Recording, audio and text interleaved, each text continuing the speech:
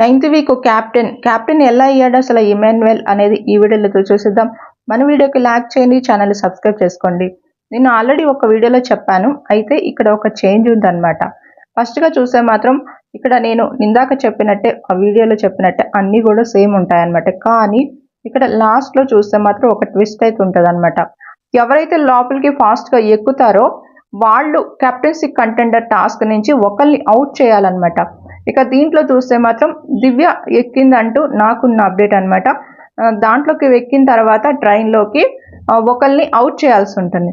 ఇక్కడ చూస్తే మాత్రం ఇమాన్యుయల్ అనే చూస్తే రీతు, తనుజ, వీళ్ళ ముగ్గురులో చూస్తే మాత్రం ఇంకా తనుజాని దివ్య అవుట్ చేసినట్టు నాకున్న అప్డేట్ అనమాట. పక్కా అప్డేట్ ఉంటేనే నేను వీడియోలో చెప్తాను. ఒకవేళ ఎప్పుడైనా ఏదైనా మిస్ అయితే మిస్ అవ్వచ్చు, నేను 100% అని కూడా చెప్పను. కానీ నాకు తెలిసినంత వరకు అయితే మాత్రం దివ్య, నిఖిత ఇక్కడ తనుజాని తీసేసినట్టు నాకున్న అప్డేట్.